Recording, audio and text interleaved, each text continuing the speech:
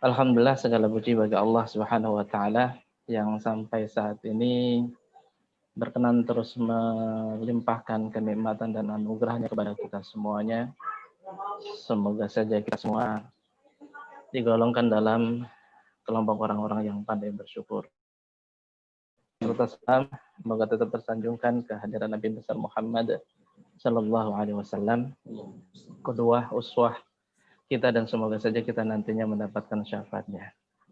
Baik Bapak Ibu semuanya yang dimuliakan oleh Allah Subhanahu wa taala, dalam kesempatan malam ini perkenalkan saya Fatah Fauzi, ditugaskan sebagai moderator dalam Rahman Rahim Forum pada kesempatan ini. Dan insya Allah kita akan menghadirkan beberapa narasumber yang tentunya narasumber utama kita adalah Ustadz Abdul Rahim. Dan ini tentunya Ustadz yang tidak asing buat kita semuanya. Beliau adalah Direktur Maqasid Institute. Kefal Ustadz Abdul Rahim. Nampaknya belum kelihatan di tempat saya. Memang sudah ada bergabung atau belum? Yang pertama pembicaranya Ustadz Irwansyah dulu. Siap, baik. Terus kemudian, insya Allah juga nantinya ini merupakan pembicara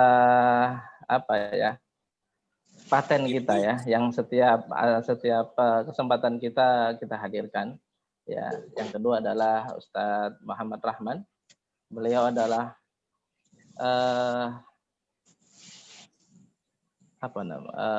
direktur dari Wasatiyah Institute ya.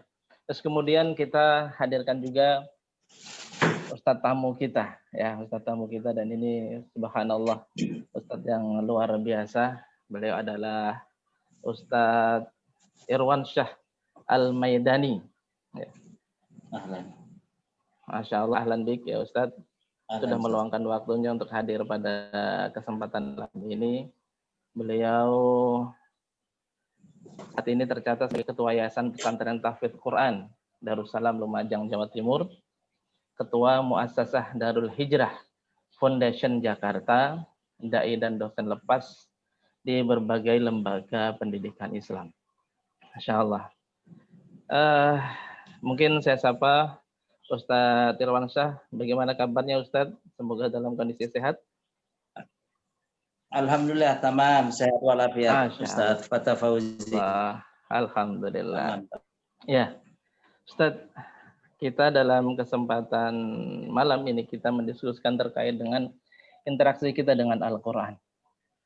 Tentunya akan sangat terkait dengan teks dan juga pemahaman kita terhadap konteks juga.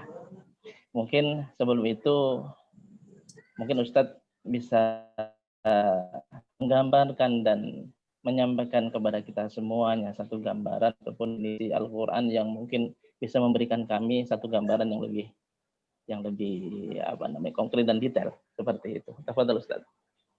Baik. Bismillahirrahmanirrahim. Hamdan wa syukran lillah wa salatan wa salaman ala rasulillah wa ala alihi wa ashabihi wa man sara ala nahjihi wastanna bi sunnatihi ila yaumil qiyamah. Ba'd fa uhayyikum jami'an bi tahiyatil Islam, tahiyati ahli jannah, tahiyatan mubarakatan min indillah. Assalamualaikum warahmatullahi wabarakatuh. Waalaikumsalam warahmatullahi wabarakatuh. Syukur puji kita panjatkan kepada Allah Subhanahu wa taala. Malam hari ini Allah Subhanahu wa taala masih memberikan kepada kita nikmat iman dan Islam, kesehatan jasmani dan rohani. Semoga Allah Subhanahu wa taala selalu membimbing kita ke jalan yang lurus, meridhoi semua langkah-langkah kita, dihindarkan kita semua dari segala mara bahaya dan musibah, serta min kulli sayyi'in asqam, segala penyakit, virus-virus yang mengerikan. Afwan, ini kata sebagai roh desa, kayaknya suara saya feedback ke telinga saya ya. Apa karena di recording ya? Tapi Coba. di sini sangat jelas Ustadz. Baik, nanti mohon dari host bisa mengkondisikan hal ini. Ya, udah. Insyaallah. Syukran Ustaz Fata. Apa Ustaz? Salawat dan salam malam hari ini kita sampaikan kembali kepada qudwah teladan kita Habibina wa Nabiyina Muhammadin sallallahu alaihi wasallam serta seluruh keluarga beliau, para sahabatnya, tabi'in, tabi'ut tabi'in, dan kepada siapa saja dari umatnya yang senantiasa setia mengikuti jejak langkah beliau. Semoga kelak kita dikumpulkan bersama barisan Rasulullah sallallahu alaihi wasallam. Amin ya rabbal alamin. Terima kasih para senior-senior saya, para guru-guru saya, tuan-tuan guru saya, Ustaz Dr. Abdul Rahim, Ustaz Muhammad Rahman, Ustaz Dr. Muhammad Rahman, Ustaz Fatah Fauzi, dan semuanya para tuan-tuan guru yang bergabung dalam majelis Rahman dan Rahim. Ya, terima kasih sekali lagi. Aku syukur Dr. Ustaz Abdul Rahim, Direktur Maqasid Institute, Masya Allah, dan Ustaz Muhammad Rahman, ya, Mudir Wasatiyah Institute. Ini nama-namanya keren semua ini, Dr. Abdul Rahim ya, Masya Allah. Ini nama-nama kontekstual ini, Masya Allah, terkini, Masya Allah. Mudah-mudahan majelis ini menambahkan, pertama, sakofah kita update terus, dan menambah networking jaringan kita. Ya, beberapa jamaah juga, Ustaz Abdul Rahim, ya, Dokter, udah saya share juga ke beberapa, karena terbuka ya sifatnya ini majelis, ke beberapa jamaah. Mungkin nanti ada yang bergabung mungkin dari masyayikh, sebagian masyayikh dari saudara-saudara kita dari luar mungkin nanti, kalau ya Ustaz Syekh Ahmad Isam Tamadi, dan dia khusus ulumul Quran. Baik, para guru-guru yang dirahmati Allah Subhanahu wa taala, yang bergabung dalam majelis Rahman Rahim ini, berbicara tentang Quran itu tidak ada habisnya. Karena Al-Qur'anul Karim itu adalah bahrun la sahila bahrun la sahila lahu. Adalah Al-Qur'an yang tidak bertepi. Ya. Luas dia, karena dia datang dari Allah Subhanahu wa taala yang maha luas ilmunya. Karenanya sebelum kita memasuki satu topik yang sangat luar biasa ini, seni interaksi kita, muamalatuna ma'al Quran, ya, dari aspek tekstual, ya kan, dan kontekstual, ya, min haitsun nas awan nusus wa min haitsul waqa'i. Ini cocok yang membedah ini dakatir, dokter-dokter semua ini. Nanti ada Ustaz Dr. Abdul Rahim dan Ustaz Dr. Muhammad Rahman. Ya, kalau saya ini talibut tulab saja ini, ya, tilmidut talamid. Ya, sebagaimana kita ketahui bahwa Al-Qur'anul Karim itu adalah, ya, kitabullah al-munazzal, yaitu kitab Allah yang diturunkan ala nabiyina Muhammad sallallahu alaihi wasallam, kepada Nabi kita Muhammad SAW biwasitati Jibril, dengan perantara malaikat Jibril, al-mu'jiz, yang membawa mukjizat, mengalahkan musuh-musuh Allah dan musuh-musuh Rasulullah SAW.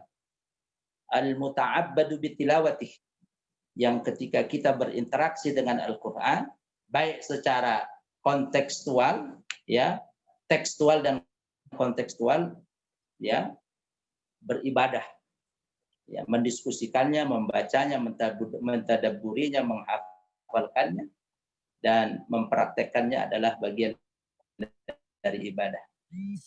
Al-mabdu' bi suratil Al-Fatihah, yang dimulai dengan surat Al-Fatihah, wal mukhtatamu bi suratil Nas, dan ditutup dengan surat An-Nas.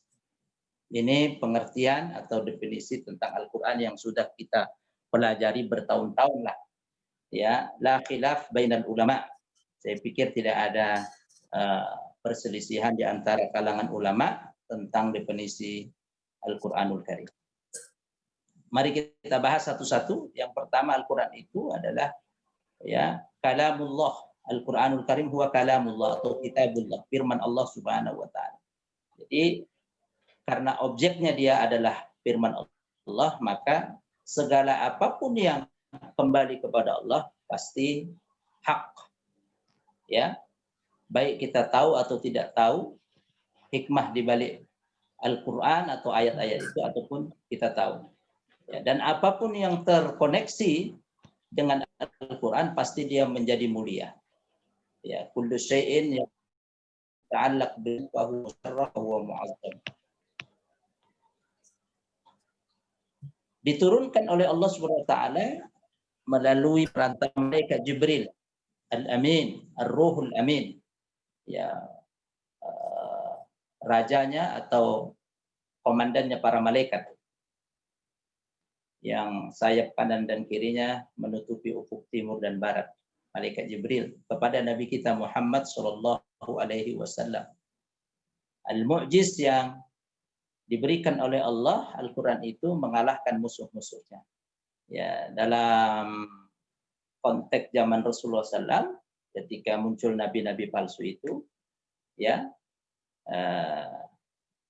umpamanya Allah sebutkan dalam surat Al-Baqarah, wa in kuntum a'udzubillahi minasyaitonir rajim wa in kuntum fi raibin mimma nazzalna ala abdina fa'tu bi suratin min mithli.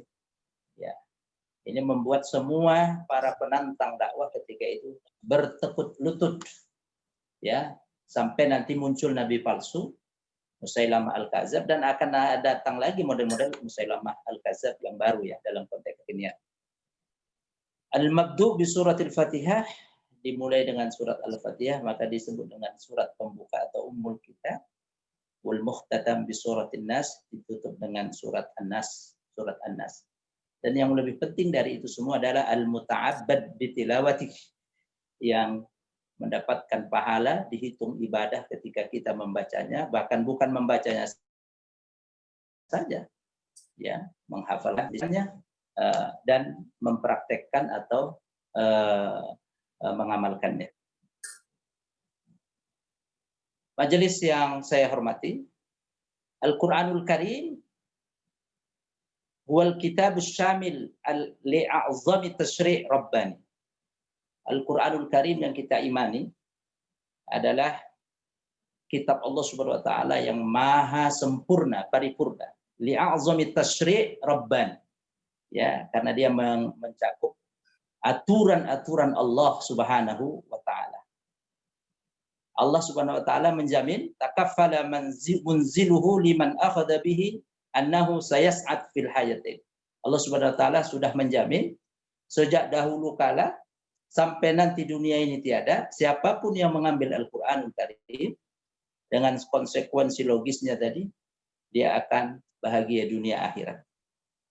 Wa tawa'ada man a'rada anhu, dan Allah mengancam siapa yang berpaling dari Al-Qur'anul Karim, ya, falam ya'khudh bihi, dan tidak mau mengambil Al-Qur'anul Karim, mengamalkan Al-Qur'anul Karim, bisyaqawah, dengan kecelakaan, ya, fid darain, dunia dan akhirat. Nah, dan itu sudah dibuktikan, diceritakan dalam Al-Qur'an, orang-orang pembangkang, ya, para otoriter dan seterusnya. Ya. Faman ittaba'a hudaya fala yadhillu wa la yashqa. Siapa orang yang mengikuti hidayah Allah Subhanahu wa taala Al-Qur'an, fala yadhillu wa la yashqa. Dia tidak akan pernah tersesat, wa la yashqa, dan dia tidak akan celaka. Wa man a'rada an dzikri fa inna lahu ma'isyatan dhanka wa nahsyuruhu yaumal qiyamati a'ma. Ya, siapa yang berpaling dari Quran pasti hidupnya sesak, sempit, ya, nanti kiamat dibangkitkan dalam keadaan buta. Al-Qur'anul Karim huwal kitabul wahid alladzi dhaminallahu subhanahu wa ta'ala salamatahu minan naqsi waz ziyadati wa minat tabdili wat taghyir wa baqa'uhu hatta yarfa'ahu Allah ta'ala inda akhiri ajali hadhil hayat. Al-Qur'anul Karim yang lebih unik adalah satu-satunya kitab suci yang Allah jamin, Allah garansi, ya, selamat dari pengurangan dan tambahan. Ya, bayangkan itu kan mukjizat. Anak-anak kita mungkin ya yang menghafal Quran atau yang sudah hafiz Quran, tahu dia kalau ada orang baca salah, ya, forum diskusi dan jamaah yang ikut dalam kajian ini, dia tahu salah sedikit sudah tahu karena dijamin oleh Allah Subhanahu wa taala. Ya, dari tambahan, dari kekurangan, ya, wa tabdil wa taghyir, dari dirubah, ya, perubahan, ya, pengurangan, perubahan, penambahan, ya, wa baqa'uhu, dan Al-Qur'anul Karim dijamin oleh Allah Subhanahu wa taala baqa, ya, kekekalannya, hatta yarfa'ahu ilaih, sehingga Allah Subhanahu wa taala mengangkat Quran nanti inda akhiri ajali hadhil hayat, ketika dunia ini nanti akan berakhir. Makanya tabarakalladzi nazzala al-furqana ala 'abdihi liyakuna lil 'alamin nazira. Maha berkah Allah yang telah menurunkan Al-Qur'an, Al-Furqan, maksudnya Al-Qur'an, kepada hambanya Nabi kita Muhammad SAW, ya, untuk menjadi pengingat, pemberi tanzir bagi alam semesta. Forum diskusi Rahman Rahim yang saya hormati dan jamaah yang mungkin sudah bergabung dalam kajian malam hari ini.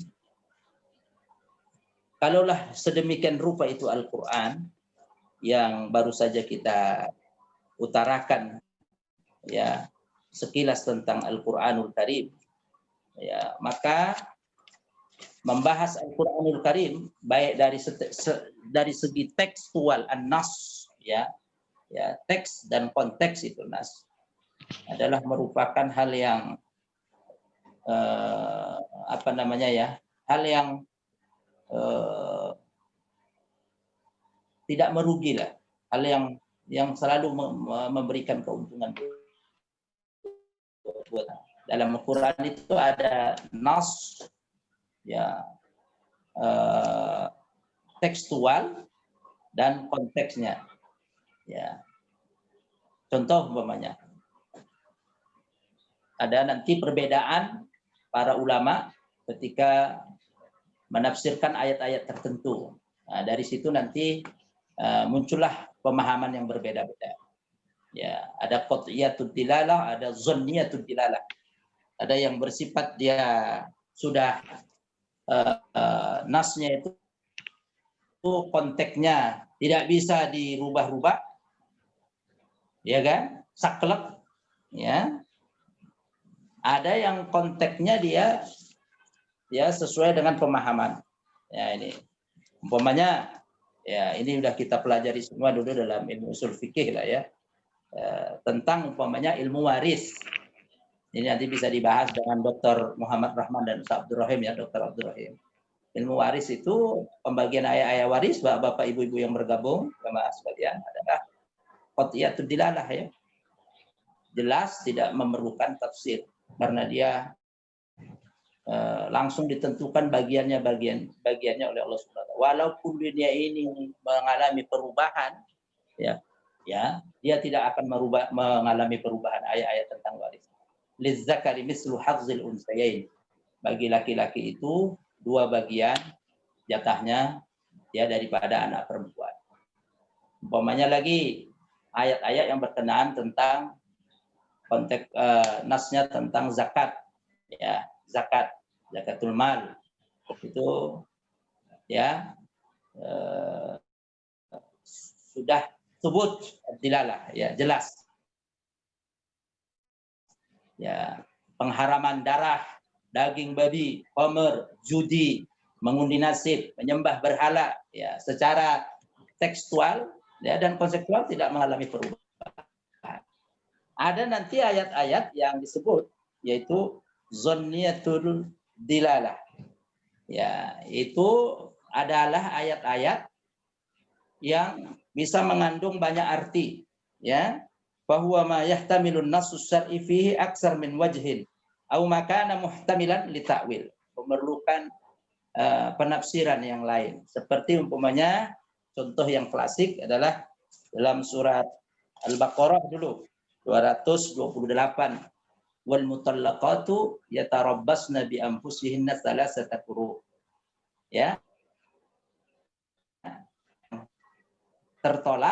tertalak, baik itu talak cerai ataupun talak cerai ya talak cerai, mohon maaf ya, kalau talak mati itu 4 bulan 10 hari talak tolak ya, mereka menunggu supaya bisa masuk lagi orang lain ya, itu 3 kali quru ya. Al-quru di sini secara tekstual quru, tapi ada perbedaan di antara ulama menyikapi lafaz quru ya, ma yahtamilu ya ala aksari min wajh ya, apakah quru itu disebut dengan suci atau haid. Nah, di sini ada perbedaan di antara para kalangan ulama ya, karena secara kontekstual rapat quru itu di tengah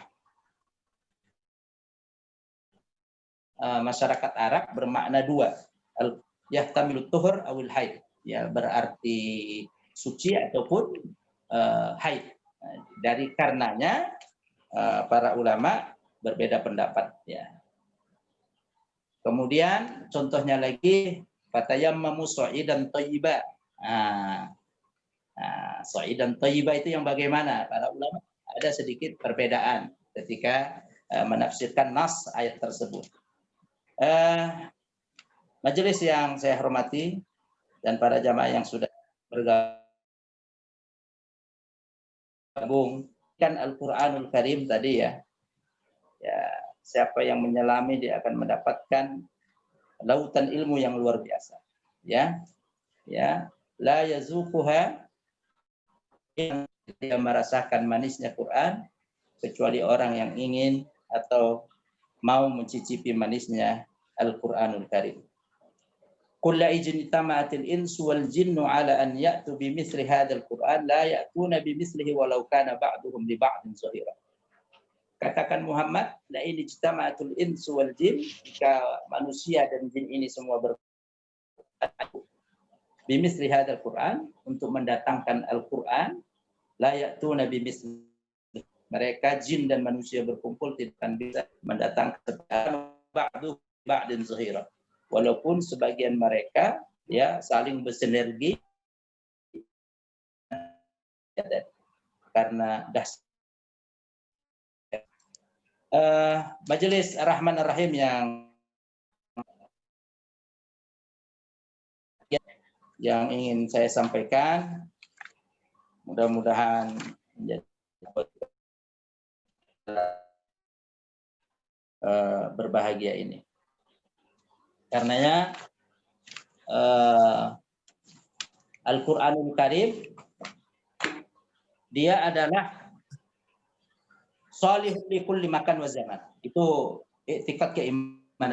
Dia akan up to date sepanjang zaman ya, tinggal nanti bagaimana para ulama kontemporer ya mengaplikasikan pemahaman Al-Qur'an dalam kekinian ya. Para ulama salaf dulu, kalau kita baca banyak literasi dalam literatur ya, kalau kajian mengkaji aspek bahasa ya, kalau ya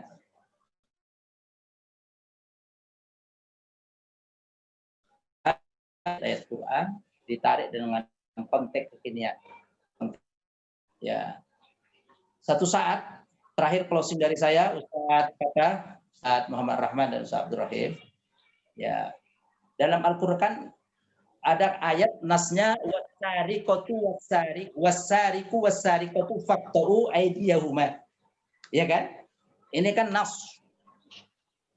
ya, mantuk nasnya itu pencuri laki dan pencuri perempuan, koruptor laki dan koruptor perempuan dalam konteks kekinian umpamanya ini kita diskusi, itu potong tangan, ya kan? Ini nas ya, mafhumnya ya harus dipotong ya. Tapi ada kejadian, Dr. Rahman, Dr. Rohim, kalau saya dibenarkan pada waktu ya kan, ada orang yang mencuri waktu itu tidak sampai nisab, kalau saya tidak salah saya baca di literatur itu sekitar 60 dinar atau 60 dirham.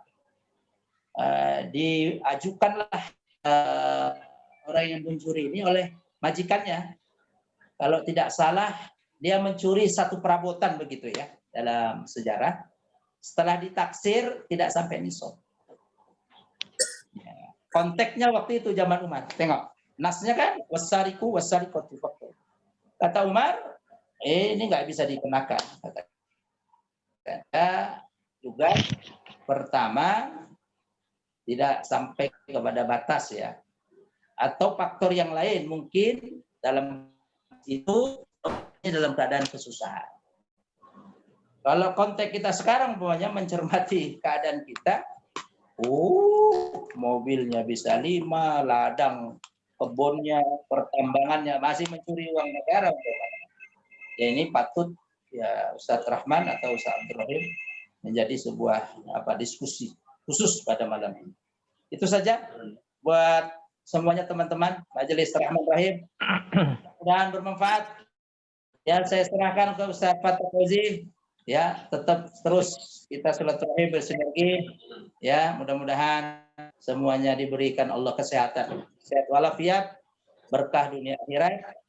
Semua cita-cita program kebaikan dimudahkan Allah. Saya serahkan ke Ustadz Fatah Fauzi. Tafadhal Masbur. Baik. Syukran Ustadz atas penjelasannya yang luar biasa. Demikian ikhwah semuanya, Bapak Ibu yang dimuliakan oleh Allah Subhanahu wa taala, telah dijelaskan definisi Al-Qur'an serta cakupan dan ayat-ayat Al-Qur'an. Di sana ada qat'iatud dilalah dan dzanniyatud dilalah. Dan mungkin selanjutnya untuk semakin menjadikan diskusi ini lebih lengkap lagi, selanjutnya mungkin kami undang atau selanjutnya kami persilakan kepada Ustadz Dr. Abdul Rahim. Ustadz Rahman dulu, Ustadz. Oh, Ustadz Rahman dulu. Baik. Masya Allah. Baik. Baik, Ustadz. Masya Allah. Ya. Kalau kita bicara tentang ayat Al-Quran, terus kemudian dari sisi nasnya dan juga dengan memahami dari sisi konteks yang terjadi di lapangan, begitu Ustadz. Mungkin hal itu sangat menuntut kita ketahui ya, bagaimana sebenarnya kita harus memahami, setidaknya doabi dan kaidah-kaidah yang harus kita perhatikan dalam memahami nas-nas tersebut, kaitannya dengan kontekstual yang ada di lapangan. Tafadhol Ustaz. Assalamualaikum warahmatullahi wabarakatuh. Warahmatullahi wabarakatuh.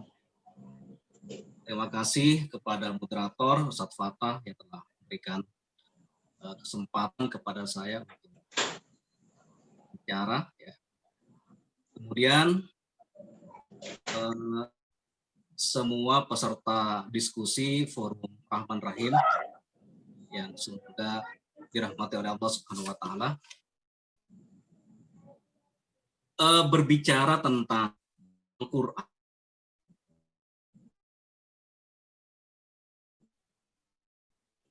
Dideklarasikan oleh Allah Subhanahu wa taala sebagai petunjuk hudan linnas, sebagai petunjuk ya.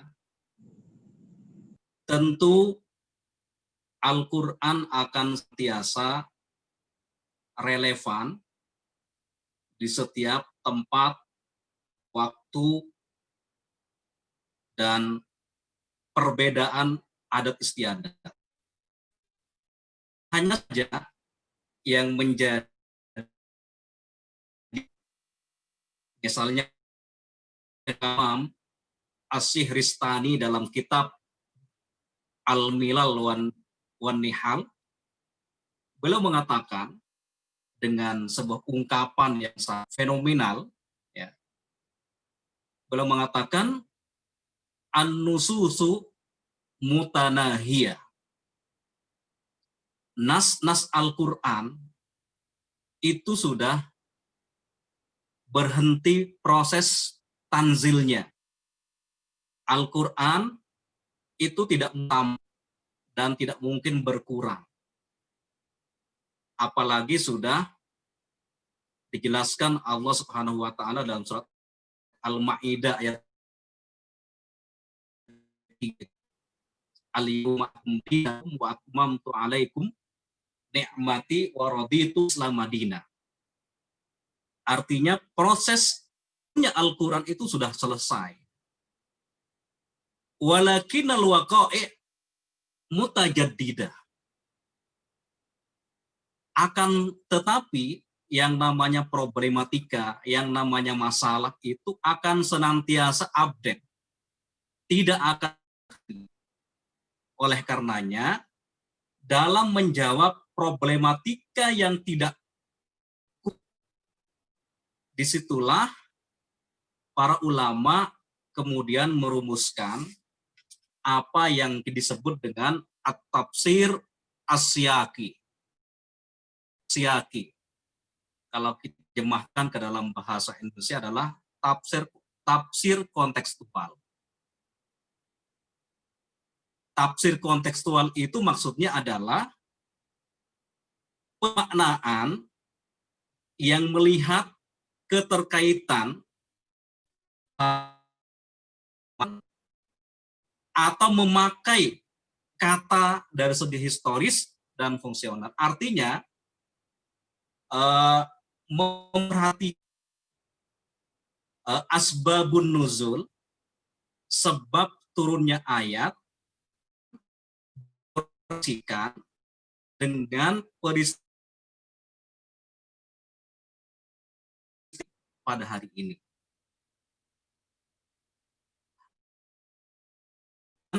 Siyaqi ini atau tafsir kontekstual ini itu bagian dari tafsir birro'i. Sebagaimana yang telah kita ketahui bahwa tafsir itu tafsir bil maksur. Tafsir yang menggunakan riwayat, baik Al-Quran dengan Al-Quran, Al-Quran dengan sunnah, Al-Quran dengan ucapan sahabat dan tabi'in.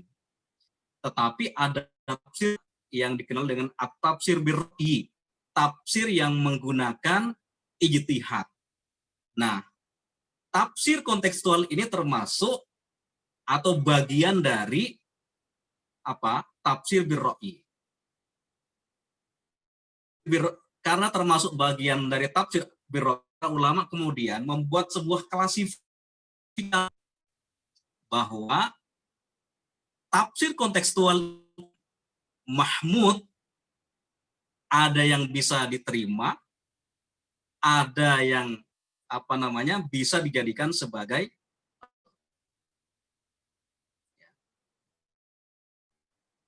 contohnya. Misalnya ya, tafsir siyaqi yang mahmud itu misalkan kita barangkali sudah hafal semuanya surat Al-Anfal ayat 60. Ini biasanya sudah hafal ini. Ayat itu menjadi tertentu. Ayat itu berbunyi A'udzubillahi minasyaitonirrajim wa a'iddu lahum mastata'tum min quwwah wa min ribatil khail turhibuna bihi aduwallahi wa aduwakum.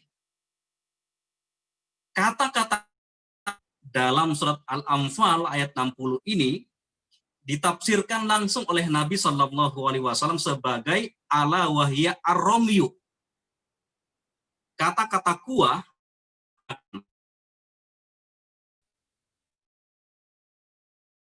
waktu itu oleh Nabi Shallallahu Alaihi Wasallam artinya adalah memanah. Artinya adalah memanah. Tetapi menurut misalkan Profesor Dr. Yusuf Al-Qaradawi mengatakan,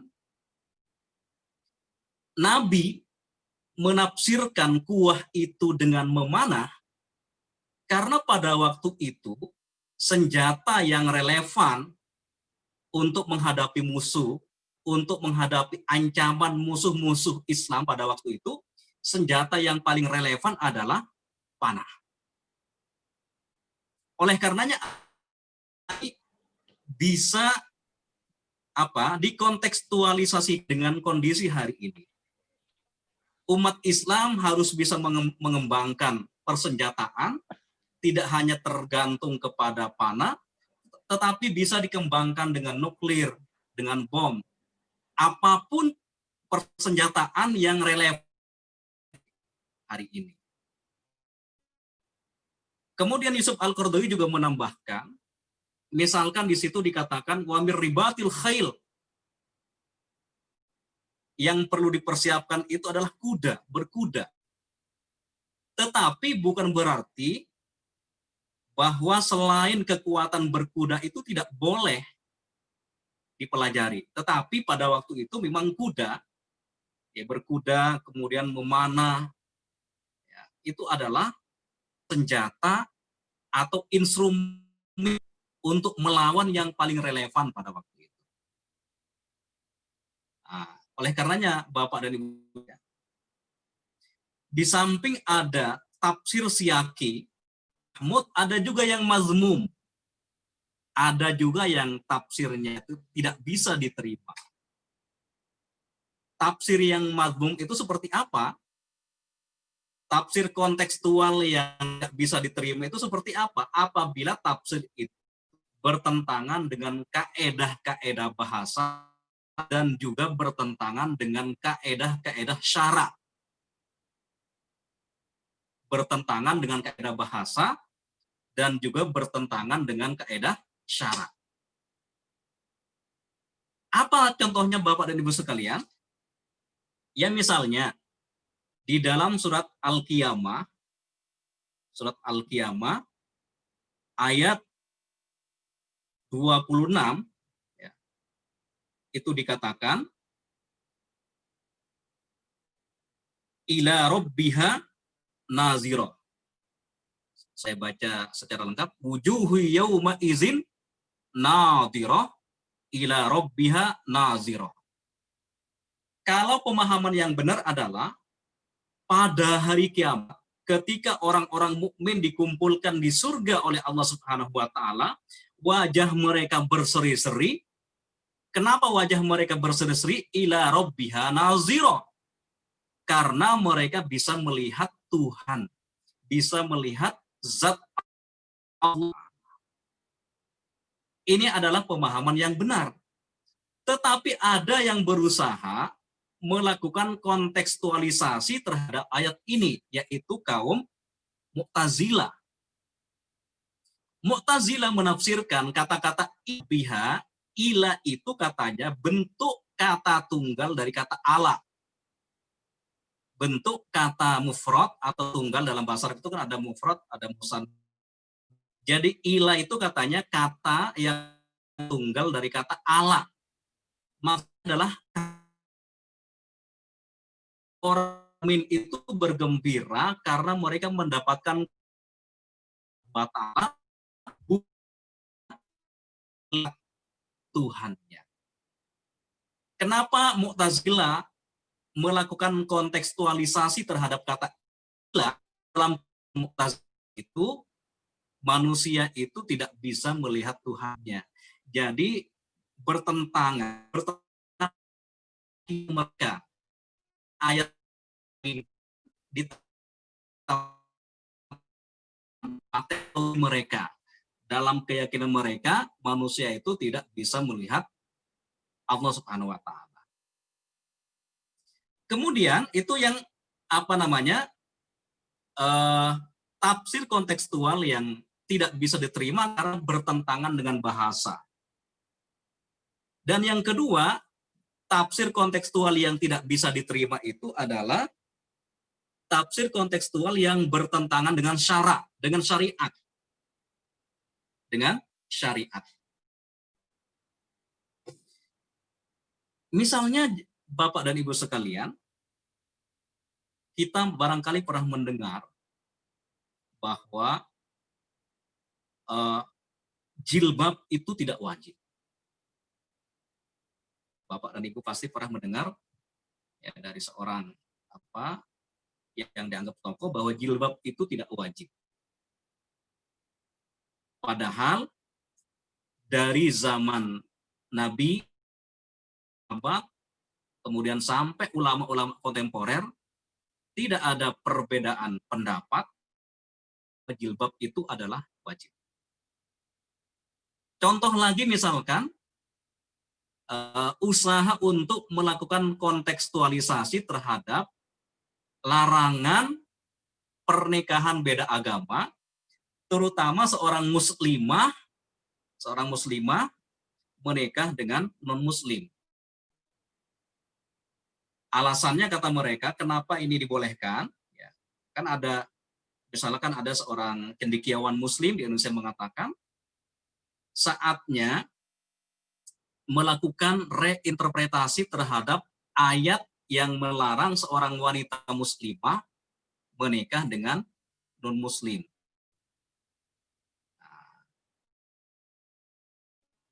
Ucapan ini tentu tidak dibenarkan karena bertentangan dengan syariat yang sudah jelas dikatakan dalam surat Al-Mumtahanah ayat 10 dikatakan lahunna hillul lahum yahilluna lahunna.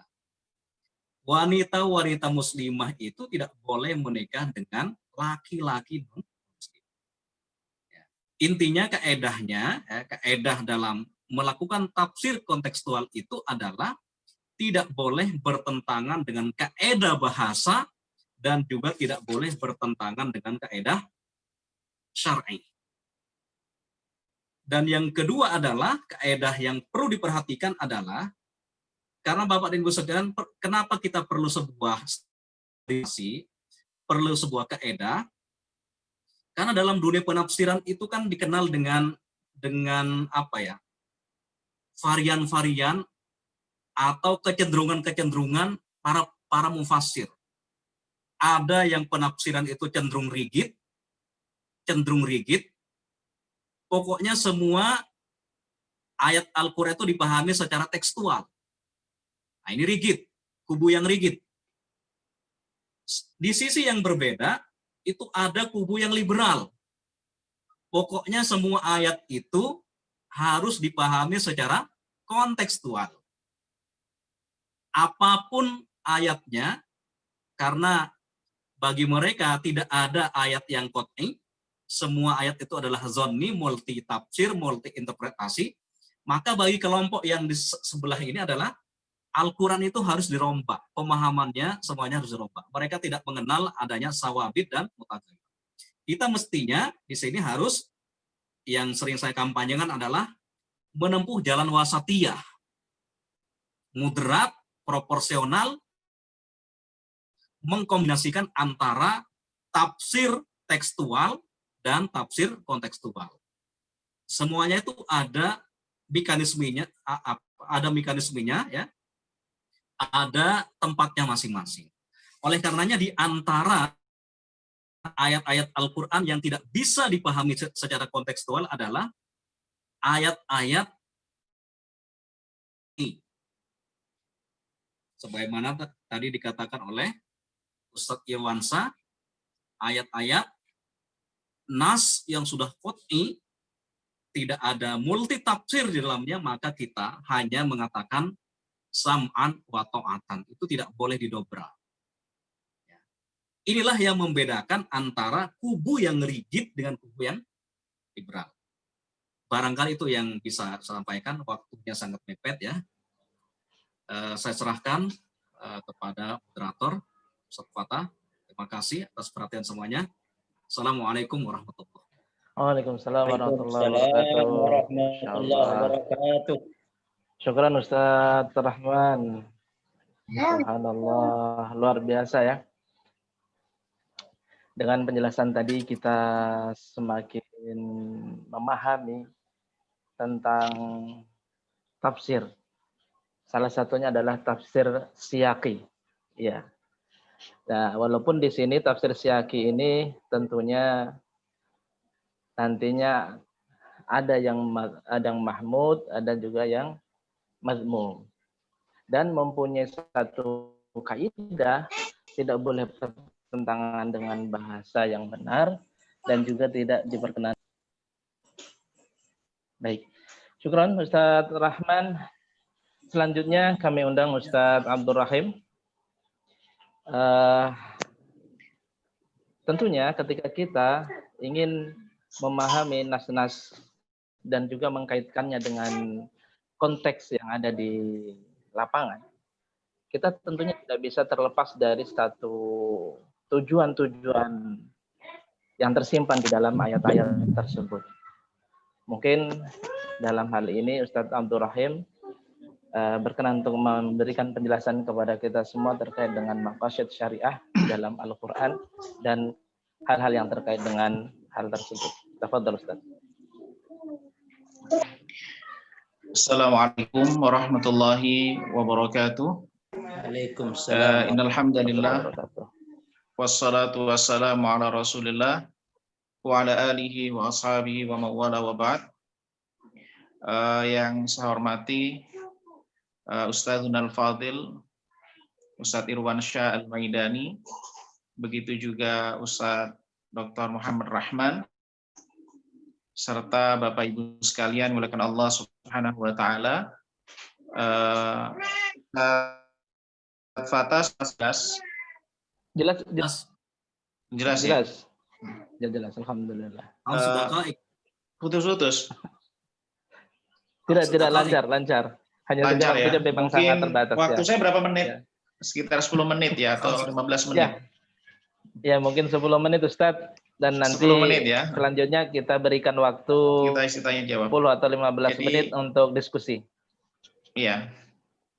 Jadi Bapak Ibu sekalian muliakan Allah Subhanahu wa taala, ketika kita berinteraksi dengan Al-Qur'an, baik itu pola interaksi kan itu bermacam-macam. Ada orang berinteraksi dengan Al-Qur'an, polanya adalah tilawah. Artinya berinteraksi dengan Al-Qur'an dalam konteks pendekatan teks. Artinya dia berinteraksi dengan Al-Qur'an dengan memperbanyak membaca Al-Qur'an, kemudian juga memperbanyak menghafal Al-Qur'an. Itu bagian dari berinteraksi dengan Al-Qur'an. Sunnah Nabi SAW. Ada juga pola interaksi dengan Al-Qur'an. Pola interaksinya adalah menyelami makna yang ada di dalam Al-Qur'an. Kemudian juga berinteraksi dengan Al-Qur'an, tahapan berikutnya adalah mengamalkan apa yang ada di dalam Al-Qur'an. Jadi tahapan berinteraksi dengan Al-Qur'an itu ada beberapa tahapan. Tahapan dalam konteks instruksi tilawah, membaca, memperbanyak membaca. Kemudian tahapan yang kedua adalah berinteraksi dengan cara menggali makna yang ada di dalam Al-Qur'an, baik itu yang sifatnya hukum-hukum yang ada di dalam Al-Qur'an, ataupun nilai-nilai tauhid yang ada di dalam Al-Qur'an, ataupun kisah-kisah dan cerita yang ada di dalam Al-Qur'an, itu juga termasuk dalam kategori berinteraksi dengan Al-Qur'an. Kemudian yang berikutnya adalah membumikan Al-Qur'an. Jadi ketika kita menggali maknanya, kita menggali dalam Al-Qur'an, selanjutnya kita hadirkan di dalam kita, itu juga bagian dari interaksi dengan Al-Qur'an. Dalam menjalani 3 proses interaksi Al-Qur'an ini, ada hal yang sangat penting bagi kita untuk diperhatikan ketika seseorang berinteraksi dengan Al-Qur'an dalam konteks teks-teks Al-Qur'an dan konteks yang ada di dalam Al-Qur'an, yang kita sebut dengan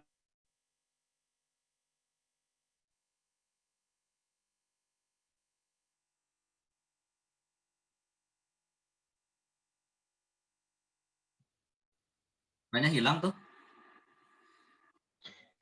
Apaan suaranya hilang Ustaz? terputus ya. Iya, terputus. Ya. Jadi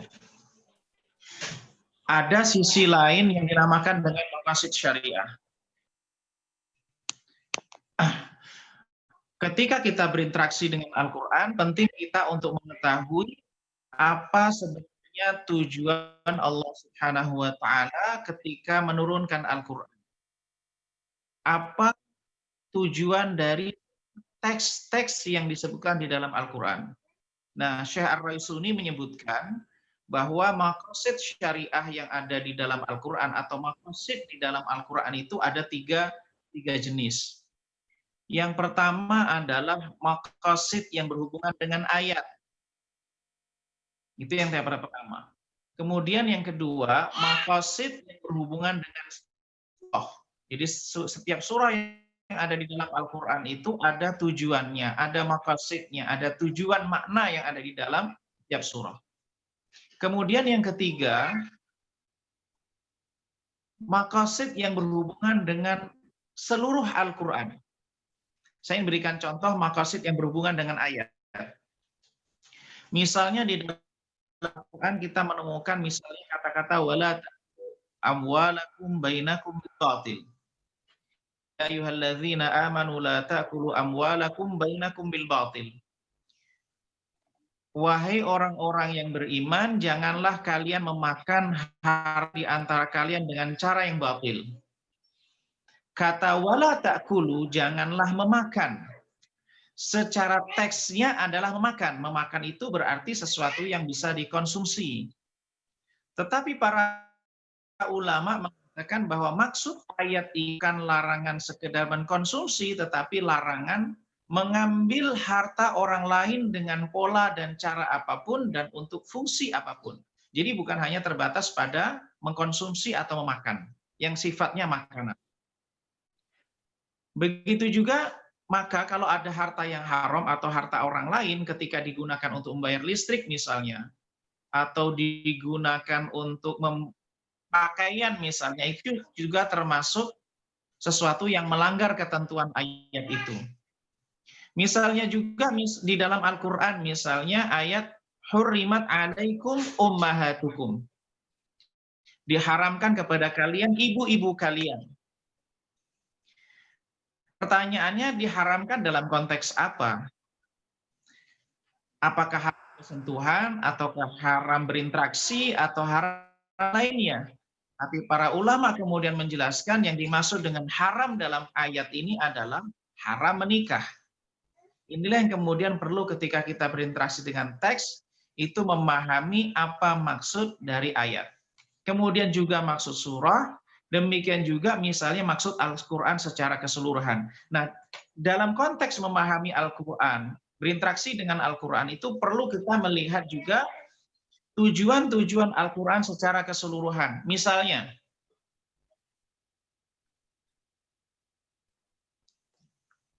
Allah Subhanahu wa taala mengatakan wa ma arsalnaka illa rahmatan lil alamin. Tidaklah aku mengutusmu wahai Muhammad kecuali sebagai rahmah untuk alam semesta. Maka tujuan Al-Qur'an secara keseluruhan diantaranya adalah al-adl, adalah ar-rahmah. Maka semua ketentuan hukum yang ada di dalam Al-Qur'an, baik perintah maupun larangan atau apapun itu tidak akan keluar dari konteks rahmah. Maka ini penting bagi kita misalnya ketika ada rukhsah, misalnya ketika seorang dalam kondisi sulit misalnya, ketika dia misalnya bermadzhab Syafi'i, dalam pandangan mazhab Syafi'i menyentuh wanita itu adalah membatalkan wudhu. Tetapi ketika dia ke Saudi Arabia kemudian sedang melaksanakan tawaf, ketika prinsip membatalkan sentuhan laki-laki dan perempuan itu membatalkan wudhu, maka akan menjadikan kesulitan bagi seorang muslim menjalankan ibadah itu. Maka perlu kita lihat bahwa Al-Quran itu, Al-Quran secara keseluruhan, syariat secara keseluruhan, itu diantara tujuannya adalah rahmah, diantaranya adalah taisir. Bahkan terkait masalah tohara itu, adalah Allah Subhanahu wa ta'ala itu justru menginginkan kemudahan. Bahwa Allah tidak ingin menjadikan agama ini sebagai haraj. Maka penting dalam konteks semacam ini ketika kita berinteraksi dengan Al-Quran, bagaimana ketika seorang muslim yang bermadzhab Syafi'i, tapi ketika dia dalam situasi misalnya seperti ketika tawaf, potensi terjadi persentuhan laki-laki dan perempuan itu sangat besar, sehingga kalau dia memperbaharui wudhu setiap kali terjadi persentuhan, maka itu akan menjadikan masyaqqah. Maka perlu setiap ayat yang ada di dalam Al-Quran itu dibingkai di dalam konteks seluruh Al-Quran. Maka Al-Quran itu prinsipnya adalah rahmah, maka prinsipnya adalah memberikan kemudahan. Kalau kemudian pandangan mazhab itu dipaksakan di dalam konteks ketika seseorang sedang dalam tawaf, maka ini akan menghilangkan fungsi dan tujuan dari syariat itu sendiri. Yaitu tujuannya adalah rahmah, tujuannya adalah taisir. Tentu hal ini tidaklah kemudian istiad semacam ini tidak kemudian digunakan secara serampangan. Begitu juga kita menemukan misalnya tentang ayat-ayat tentang orang munafik. Nah, ini penting juga ketika kita melihat tentang orang-orang munafik. Kita dalam satu hadis misalnya, ayatul munafiki thalathun. Tanda-tanda orang munafik itu ada 3. Idza hadatsa kadzaba wa idza wa'ada akhlafa wa idza tumina khana. Apabila berbicara berdusta, kalau kemudian berjanji mengingkari, kemudian apabila dia mendapatkan amanah maka dia akan berkhianat. Apakah kemudian ciri-ciri hal ini yang disebutkan di dalam hadis itu sesuai dengan konteks munafik yang senantiasa disebutkan di dalam Al-Quran? Apakah kedustaan semacam apa yang sebenarnya yang masuk di dalam konteks munafik yang ada di dalam Al-Quran? Maka kalau kita gali setiap ayat-ayat yang berhubungan dengan munafik, pasti itu ketika dia berdusta bukan sekedar berbohong, berdusta saja.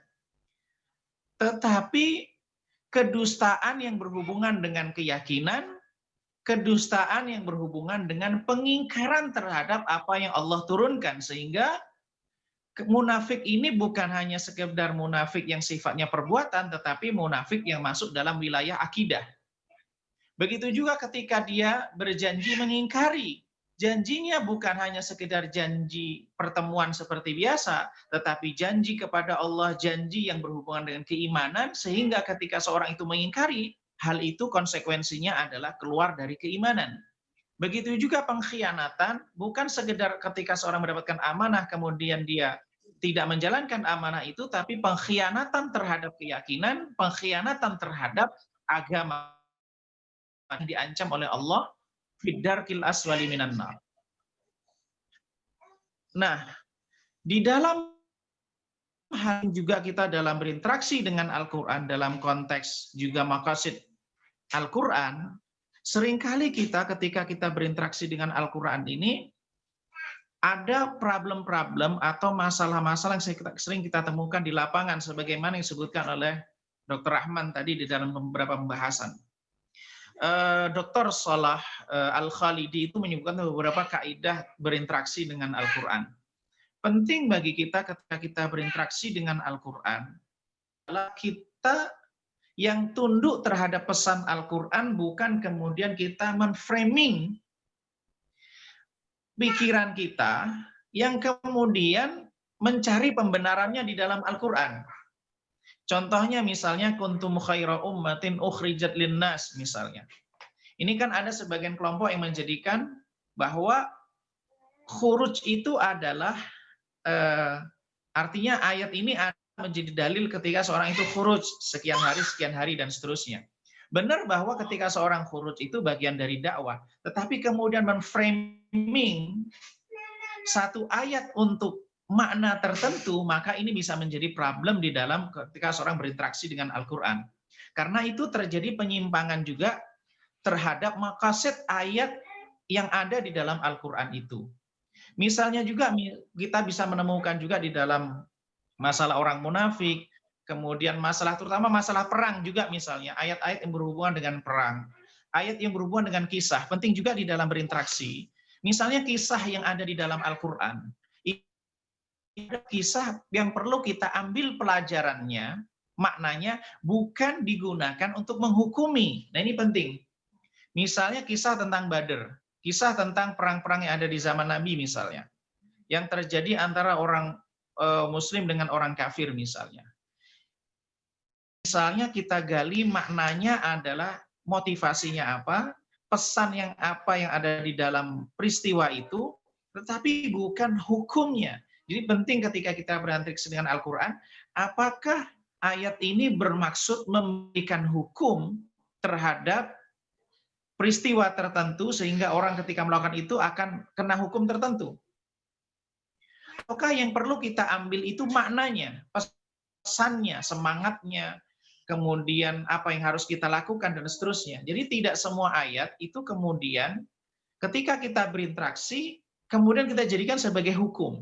Ada ayat yang kita ambil adalah pelajarannya, ada ayat yang bisa kita ambil adalah hukumnya, dan ayat yang bisa kita ambil adalah masalah keyakinan dan seterusnya.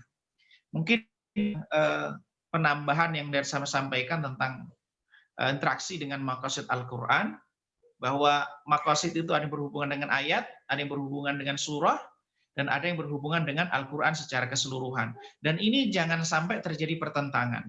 Masing-masing ayat, masing-masing tujuan dari ayat, tujuan dari surah, tujuan dari Al-Quran secara keseluruhan itu saling menguatkan dan bukan saling terjadi pertentangan.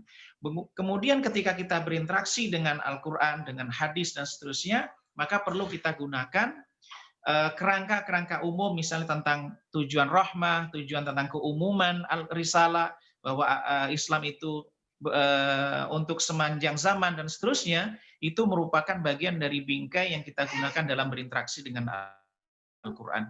Mungkin ini yang dapat saya sampaikan, mungkin untuk memperdalam, bisa kita lanjutkan dalam sesi tanya jawab. Selanjutnya kami serahkan kepada Fatah. Tafadhal Ustaz.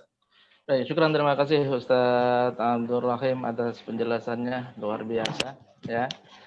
Jadi mulai interaksi dengan Al-Quran, ada yang hanya membaca dan menghafal, tentu itu satu hal yang positif ya. Terus kemudian ada yang menggali makna sampai mengamalkan. Kaitannya dengan maqasid, Syekh Ar-Raisuni menyebutkan bahwa ada maqasid-maqasid yang kaitannya dengan ayat, dengan surah, ataupun bahkan dengan Al-Quran itu sendiri. Baik, alhamdulillah 3 narasumber kita semuanya sudah menyampaikan materinya. Selanjutnya kepada para partisipan dan jamaah dipersilakan untuk menyampaikan pertanyaan kiranya ada hal yang ingin ditanyakan. Namun di sini ada Ustadz yang sudah menyampaikan lewat chat, yaitu Bapak Roni Akmal. Beliau minta izin bertanya setelah Ustadz Abdul Rahim selesai. Untuk itu langsung saja kami persilakan kepada Bapak Roni Akmal untuk menyampaikan pertanyaannya. Tafadhol. Suara saya jelas. Jelas ya. Assalamualaikum warahmatullahi wabarakatuh. Sebelumnya saat Rahman, Ustaz Ibrahim, dan saya pertama mohon maaf baru bergabung jadi tidak menyimak yang pertama narasumber yang pertama tadi Irwah ya. Jadi pertanyaan mungkin untuk semua, tafadhol siapa saja yang bisa menjawabnya karena waktunya terbatas ya. Sebenarnya banyak sekali pertanyaan seputar tema ini yang ingin disampaikan. Oleh karenanya mungkin pertanyaan yang mau saya sampaikan satu saja dulu. Jadi dari sekian metode, sekian referensi, cara kita memahami Al-Quran, pendekatan Al-Quran tentang teks dan konteks ini, kan kita dihadapkan pada situasi yang begitu cepat perubahan di lapangan ya. Misalnya kalau kita menghadapi kasus, kemudian kita harus mengambil keputusan terhadap yang kita hadapi. Sedangkan kita bukan seorang pakar yang menentukan keputusan fikih yang sering orang seperti kita ini sekali jumlahnya dan selalu menjadikan referensi kita tanya Ustadz dulu gitu. Tanya Ustadz ini, tanya Ustadz, hal-hal kita dihadapkan sangat cepat ya situasi dinamika gitu. Bahkan ketika kita berijtihad pun belum kita mungkin pada taraf yang pantas untuk berijtihad ya, walaupun ya kita keputusan dalam masalah di lapangan, terutama masalah muamalah. Nah, saya pikir kewajiban kita untuk mempelajari ilmu-ilmu seperti ini menjadi fardu ain dan menurut saya. Kita nggak bisa mau ini, kita tidak bisa menunggu harus tanya Ustadz dulu. Kadang kan ya, kita setiap pribadi menghadapi masalah itu di lapangan setiap saat ya, dan waktu sangat cepat. Nah mungkin Ustadz bisa menyampaikan, para Ustadz bisa menyampaikan kalau kita mau belajar Ustadz, apa sih sistematik yang harus kita dulukan, kita harus kita prioritaskan untuk kita bisa memahami masalah-masalah seperti ini di lapangan. Misalnya kitab apa yang perlu kita pelajari atau sistematika ilmu apa nih yang harus kita pelajari prioritas agar orang-orang seperti kita nih secara umum ya, mungkin di sini banyak Ustadz, banyak para syekh, tapi mungkin di masyarakat umum itu banyak sekali yang tidak paham seperti itu. Untuk mereka atau saya pribadi misalnya kita belajar apa dulu nih Ustaz, tahapan-tahapannya, agar nanti ketika kita di lapangan kita tidak selalu menunggu keputusan dari Ustaz siapa gitu. Kita hubungi Ustaz Rohim dulu nih. Kalau bingung kita WA Ustaz Rohim, tapi kan jawabannya tidak bisa langsung, sedangkan kita harus ngambil keputusan di lapangan dengan cepat. Seperti itu. Apa kitabnya mungkin atau tematik ilmu apa yang harus kita pelajari yang lebih utama agar kita bisa punya standar pemahaman yang cukup baik ya ketika kita dihadapkan masalah-masalah yang perlu memahami teks dan konteks yang tadi pendekatan-pendekatan yang sudah bisa disampaikan tadi di narasumber. Itu aja mungkin pertanyaan yang bisa saya sampaikan di akhir. Terima kasih Pak Akmal, Pak Roni Akmal ya atas pertanyaannya. Ya Ustadz, mungkin langsung saja. Ini saya langsung serahkan kepada kira Ustadz Abdul Rahim atau Ustadz Muhammad Rahman yang ingin menanggapi. Tafadhol Ustadz. Firmansyah ada nggak? Beliau ada. Ustadz. Ada. Pak. Nampaknya. Tafadhol, saya serahkan ke Dakatir Ustaz Rahman, Ustaz Rohim. Tafadhol. Ini syekh kita ini. Baik. Mungkin kalau kaitannya dengan maqasid tadi, artinya dengan kontekstual juga. Saya bersihkan lebih awal Ustadz Abdul Rahim, tafadhol mungkin. Ya. Ada ungkapan yang sangat indah yang disampaikan oleh Ibnu Qayyim rahimahullah ta'ala dalam kitab I'lam al-Muwaqqi'in. Beliau mengatakan begini bahwa syariah, agama ini adalah masalih kulluha. Agama ini semuanya maslahat. Wa rahmatun kulluha, dan semuanya adalah rahmat. Kemudian juga wa adlun kulluha, dan semuanya adalah adil. Tak kalau berubah dari maslahat menjadi mafsadah, atau dari rahmah menjadi yang sebaliknya, atau yang adil menjadi tidak adil, menjadi zalim, maka itu bukan termasuk bagian dari syariah. Meskipun digunakan berbagai macam pentakwilan untuk dimasukkan di dalam syariah. Ini kata kunci ya. Kalau kita misalnya dalam situasi yang sangat mendesak, tidak sempat kemudian berkonsultasi atau jawabannya sangat lama, maka ini jawaban Ibnu Qayyim, ini ungkapan ini menjadi jawaban. Bahwa yang kita lakukan ini ada maslahatnya enggak? Ada sisi rahmahnya atau enggak? Kemudian apakah mengandung sisi keadilan atau kezaliman? Jadi 3 hal ini penting. Maslahatnya seperti apa atau mafsadatnya seperti apa? Apakah rahmah atau bukan rahmah? Atau ada kezaliman? Ini pondasi dasar kita di dalam berinteraksi dengan syariat, dengan agama ini. Jadi kata kunci itulah yang kemudian bisa menjadi kita untuk melihat apakah tindakan yang kita lakukan ini melanggar syariat ataukah tidak. Baru kemudian bisa kita gali lebih dalam. Setiap perkara yang terlarang di dalam muamalat misalnya, pasti itu ada mafsadatnya atau ada sisi kezalimannya. Itu pasti kalau kita cari. Atau ada sisi gharar. Gharar itu pasti adalah sesuatu yang tidak adil.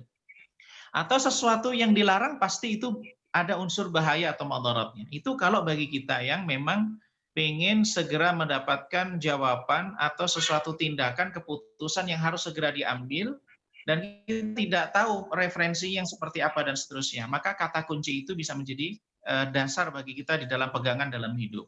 Baru kemudian, kalau kita di dalam menjalani hidup ini, apa yang harus kita prioritaskan didalami? Yang pertama yang perlu kita gali itu adalah perkara-perkara yang sifatnya fardhu ain. Sesuatu yang ma la yatimul wajibu illa bihi fahuwa wajib. Sesuatu yang wajib yang tidak sempurna kecuali dengan hal itu. Misalnya seseorang yang bisnisnya di bidang apa? Jual beli ataukah kerjasama? Kalau di bidang jual beli maka dia harus paham fikih jual beli. Kalau di bidang kerjasama, perusahaan, partnership dan seterusnya, maka dia harus paham tentang partnership. Jadi sesuai dengan kebutuhan kita. Kira-kira ilmu apa yang saya butuhkan? Ada ilmu yang berhubungan dengan Allah, ada yang berhubungan dengan manusia. Kalau berhubungan dengan Allah, maka yang sifatnya fardu ain, yang seperti sholat dan puasa dan seterusnya. Kalau yang berhubungan dengan manusia, yang itu berinteraksi dengan kita, ketika orang menikah, maka dia fardu ain belajar fikih nikah yang berhubungan dengan wajib masalah itu. Baru kemudian kita perluas wawasan dan pengetahuan. Ada ungkapan juga dari Abdullah ibnu Abbas yang penting bagi kita, bahwa ayat Al-Quran itu ada yang difahami oleh semua manusia. Maksudnya adalah orang yang ketika dia membaca, kalau orang Arab secara umum dia membaca langsung paham. Ada ayat-ayat, dan ini sebagian besar, ada ayat-ayat yang difahami oleh ulama, maka perlu belajar secara mendalam sehingga bisa paham. Ada ayat-ayat yang difahami oleh Allah Subhanahu wa Ta'ala. Nah, dari sekian pembagian ini, sebagian besar ayat yang ada di dalam Al-Quran itu bisa difahami oleh manusia secara umum, atau bisa difahami bagi orang yang mengerti bahasa Arab. Artinya kalau kita baca terjemahannya, maka kita paham. Itu sebagian besar. Misalnya surah Al-Ikhlas itu tidak butuh penjelasan yang sangat panjang sehingga kita paham. Orang membaca langsung paham. Kisah-kisah para nabi itu secara umum kita baca terjemahannya kita bisa paham. Nah, adapun yang memang belum butuh penjelasan para ulama, nah kita merujuk pada penjelasan ulama tafsir, penjelasan orang-orang yang lebih mengerti. Tipsnya adalah fas'alu ahla dzikri in kuntum, bertanyalah kalau kalian tidak mengetahui. Mungkin itu yang dapat saya sampaikan, mungkin Ustaz Rahman akan memberikan tambahan, silakan. Ustaz Rahman, fadhal. Kasih. Langsung to the point saja ya. Terkadang dalam kehidupan sehari-hari, terutama di lapangan itu kita mendapati berbagai macam problem, yang mana problem itu butuh jawaban segera gitu. Sebenarnya kita perlu mencari tahu klasifikasinya, apakah itu termasuk kategori muamalah yang terkait dengan duniawi, atau masalah ibadah mahdoh gitu. Kalau itu terkait dengan masalah keduniaan, ya, prinsipnya adalah itu boleh. Ya, al-aslu fi muamalati al-ibahah. Pada prinsipnya dalam muamalah itu adalah sebelum ada dalil yang melarangnya. Jadi kalau kita itu sedang melakukan perkara-perkara yang terkait dengan duniawi, masalah muamalah, prinsipnya boleh dulu, Mas Roni, begitu. Ya. Nah, kemudian kalau kita nggak sempat bertanya kepada ahlu zikri, kepada orang yang ahli di bidangnya, ada yang diajarkan oleh Rasulullah SAW. Kalau tadi Ustaz Abdurrahim itu kan terkait dengan maslahat, kemudian ada adil, ya, kemudian ada rahmah, tetapi ada juga terkait dengan spiritual. Kira-kira terkait dengan masalah spiritual, masalah hati nurani kita. Istafti qalbaka. Istafti qalbaka. Karena pada asalnya semua hati manusia itu adalah baik, sebelum terkotori dengan berbagai macam pelanggaran-pelanggaran kepada Allah Subhanahu wa Ta'ala. Dan bagaimana cara mengetahui bahwa perbuatan itu adalah baik? Jelas nggak? Jelas Ustaz, jelas. Gimana? Jelas, jelas, insyaallah. Jelas. Jelas ya? Oke. Ya.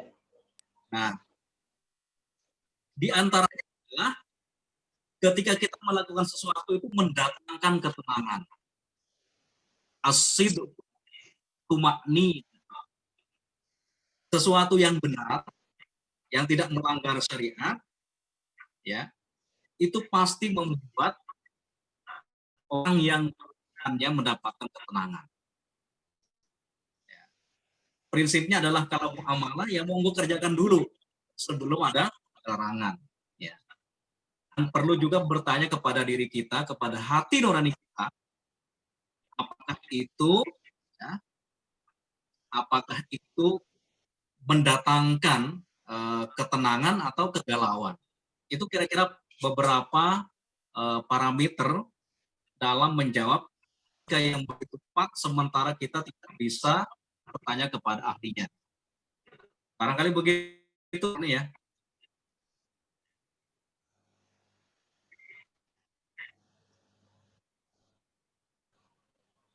Alhamdulillah.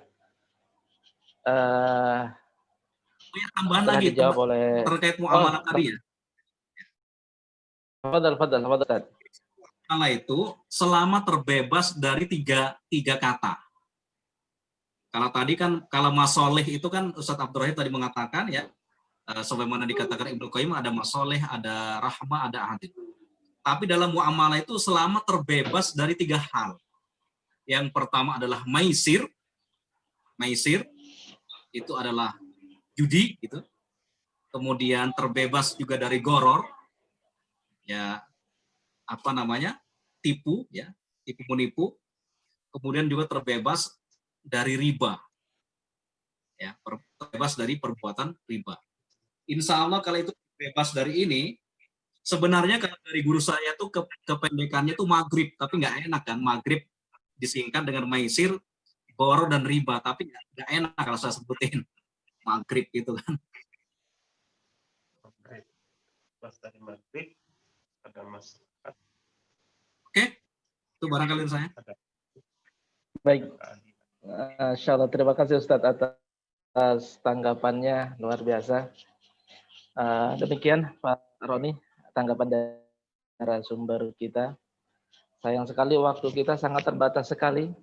Sebenarnya waktu kita batasi jam 9 dan sekarang sudah jam 9.22 menit. Mohon izin Ustaz. Ya, silakan. Oh, baik. Silakan Pak. Ya, mohon pencerahan dari para masyayikh berkenaan dengan konteks atau teks ayat malam yahkum bima anzalallahu faulaika humul kafirun. Kalau dengan kekinian masalah hukum kan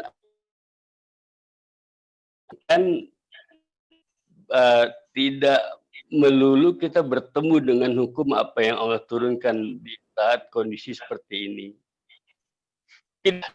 Mohon penjelasan, saya nggak berpanjang kalam kalau karena. Assalamualaikum warahmatullahi wabarakatuh. Pak Ivan, terima kasih atas pertanyaannya. Langsung saja Ustadz, dipersilakan untuk ditanggapi.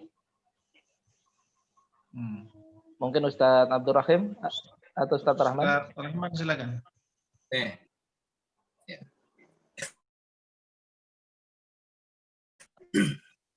Ayat yang tadi dibacakan siapa tadi? Bapak Ivan. Bapak Ivan ya.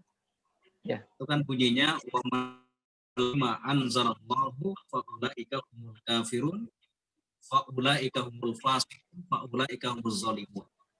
Ya. Kalau kita memahami ayat ini, mohon maaf suaranya mantul ya. Suaranya mantul nih. Enggak, Ustaz. Jernih. Ke saya mantul ini. Oh. Baik. Lanjut ya. Jadi memahami ayat ini adalah harus secara komprehensif. Komprehensif itu maksudnya orang yang termasuk kafir itu maksudnya adalah apabila dalam hatinya meyakini bahwa tidak ada hukum Allah. Hukum Allah itu tidak relevan. Hukum Allah itu sudah tidak berlaku pada zaman sekarang. Jadi ada unsur iktikodi, ada unsur keyakinan dalam hatinya bahwasanya hukum Allah itu tidak bisa diberlakukan dalam kehidupan ya pribadi, keluarga, masyarakat, bahkan berbangsa dan bernegara.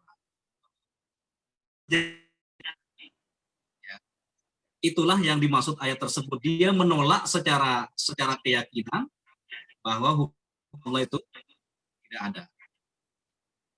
Tetapi ketika dalam sebuah kehidupan berbangsa dan bernegara, ya, sebenarnya kita perlu bertanya, ya, dalam konteks kehidupan berbangsa dan bernegara, secara akidah bisa melaksanakan akidah walaupun tanpa negara, katakanlah.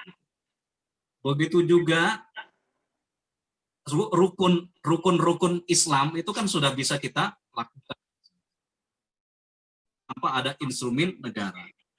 Hanya saja yang terkait, katakanlah terkait dengan hudud dan kisos, ya, atau hukum-hukum atau ketetapan hukum yang mesti ditegakkan melalui instrumen negara.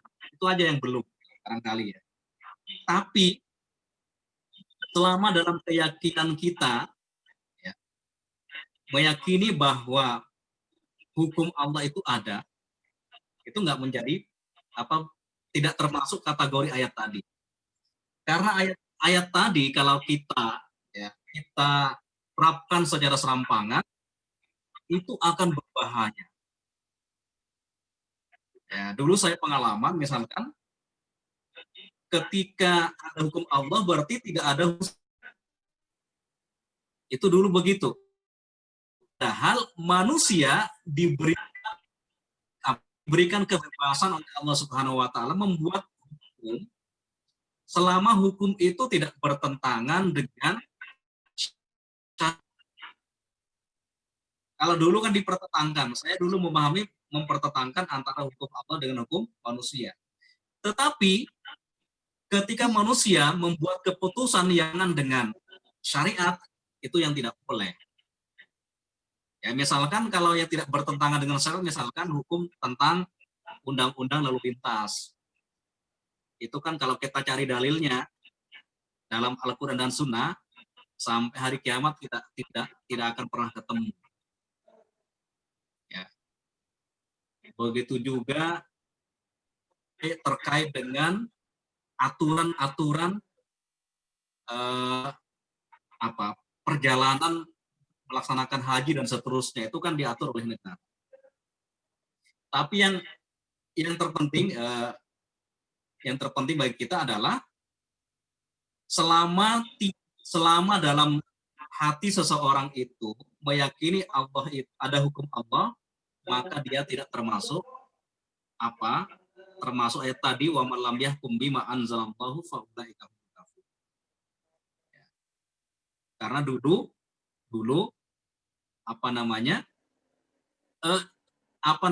Ali bin Abi Thalib itu juga dikafirkan oleh orang-orang Khawarij.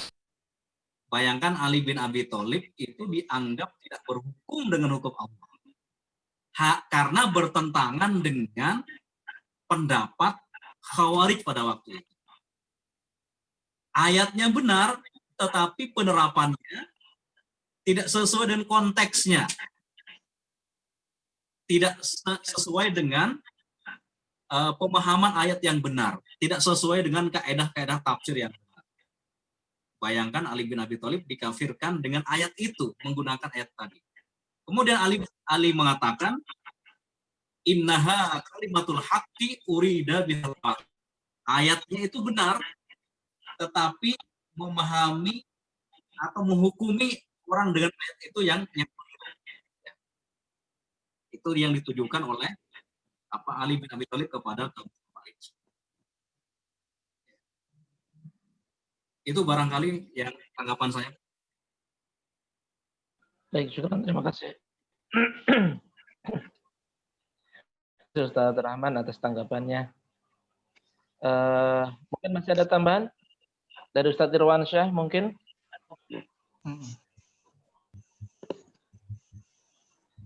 Min Syekhina Ustaz Irwan. Tafadhol Ustaz Irwan. Terima kasih semuanya para guru Ustaz Dr. Ibrahim, Ustaz Dr. Rahman, Roisul Jasa, Ustaz Fata, dan mobil khusus Bapak Ivan tadi ya yang bertanya. Jadi apa yang diketengahkan dari jawaban Ustaz Dr. Rahman, jadi kufur itu juga ada dibagi beberapa klasifikasi ya. Tadi beliau menjelaskan dari klasifikasi kekufuran yang paling dahsyat itu kufur i'tiqadi. Kekufuran pengingkaran secara keyakinan. Ya, ada kufur nanti kufur amali. Ya kan? Kekufuran secara kewajiban sholat itu amal. Ya, kufur i'tiqadi, kufur amali. Dan kita berlindung kepada Allah dari semua itu.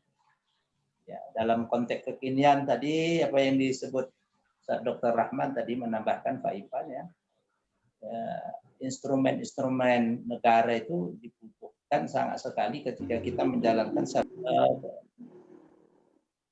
berkaitan. Ustaz Fatah agak feedback suara saya. Baik Ustaz. Pokoknya berkaitan tentang Pak Ivan, ini satu terus.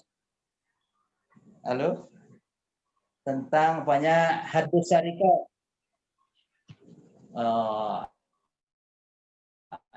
Orang yang mencuri atau yang berzina, jelas ya kan, ayatnya jelas.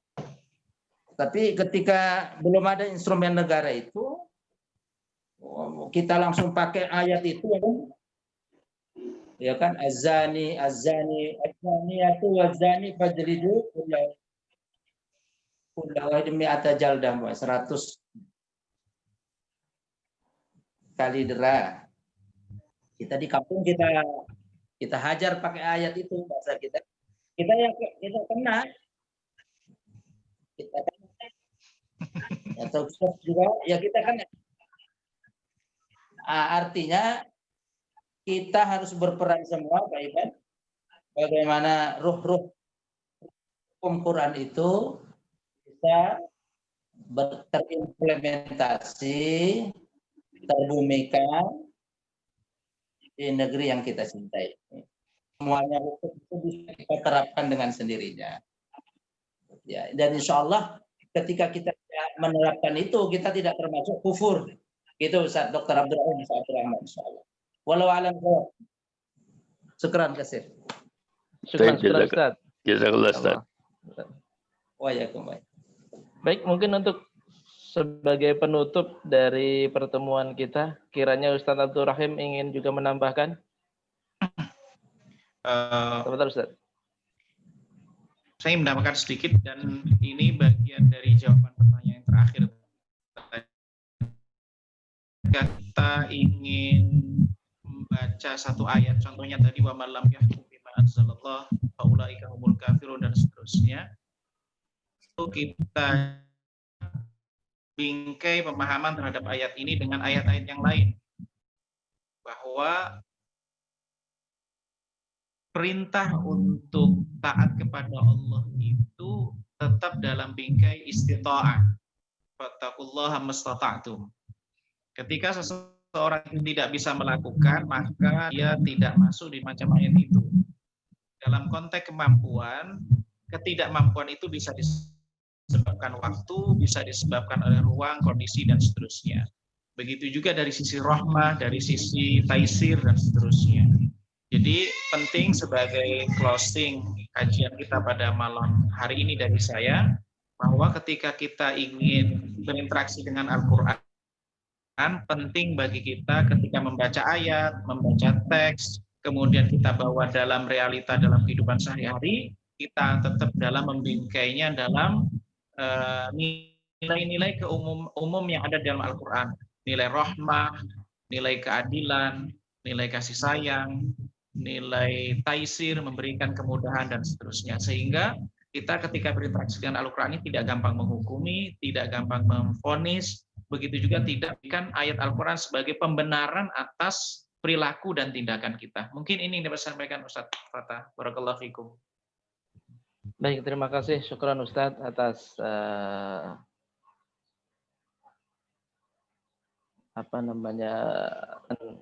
closing statement-nya. Ya. Baik, sahabat-sahabat semua, jamaah semuanya, partisipan semuanya, dengan berakhirnya berarti berakhir pula diskusi kita pada malam ini, dan insya Allah akan kami juga sampaikan nanti jadwal-jadwal selanjutnya untuk diskusi-diskusi dengan materi-materi yang insya Allah semakin menarik insya Allah. Baik, mungkin dalam pertemuan malam ini kita cukupkan, dan saya sebagai Raisul Jalsah mohon maaf atas segala kekurangan. Al-afu minkum. Kita tutup bersama dengan doa kafaratul majlis. Subhanakallah bihamdika asyhadu an la ilaha illa anta astaghfiruka wa atubu ilaik. Akhiri wassalamualaikum warahmatullahi wabarakatuh. Waalaikumsalam warahmatullahi wabarakatuh. Itu ada usulan itu untuk bikin grup itu. Oh, siap. Insya Allah di Nomornya oleh panitia insya Allah. Ustadz Irwan Syah, Syekhun Al-Fadil, jazakumullah khairan. Waalaikum Dr. Allah, barakallahu fiikum. Jazakallah Ustaz Irfan, jazakallah. Dan semoga saja silaturahim secara offline Ustaz. Amin, insyaallah. Insyaallah pertemuan akan datang temanya tentang sunnah. Ta'amal mas sunnah. Insyaallah. Ditunggu Ustaz Abdurrahim. Ya, insyaallah. Usulan kalau pemateri cukup 5 menit sebetulnya itu. Ya. Oh ya. Jadi pemateri cukup 5 menit, selebihnya diskusi. Insyaallah, siap. Insyaallah. Ini sebenarnya bisa ditambah sampai jam 10 nggak apa-apa ini. Kita mulai jam 8 besok Ustaz. Iya. Bagian Sumatera ini makin ke barat makin lama isyaknya.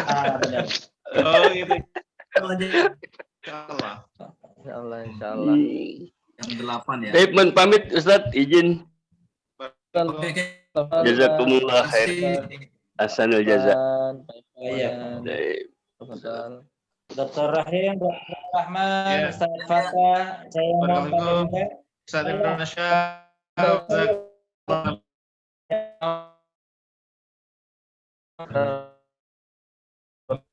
juga pamit ya. Terima kasih. Barakallahu fiikum. Ustaz Rahim perbanyak tulisannya Ustaz Rahim. Ya, insyaallah. Oh iya, kajiannya makin menarik itu. Kajiannya tulisannya makin menggigit itu, makin bagus. Oh gitu ya. Iya. Insyaallah. Yang kita cari 1% itu kan yang masalah leadership itu. Oke, barakallahu. Ustaz Adi, Bang Hadi Rahadian. Beliau di mana? Bang Hadi. Gimana Ustaz? Bang Hadi itu alumni Jogja itu saya. Oh gitu. Menantu. Iya, teman itu. Ini suara Mulai kangen dia. enak. Gimana Ustaz? Suara saya mantul. Iya, mantul terus dari tadi itu.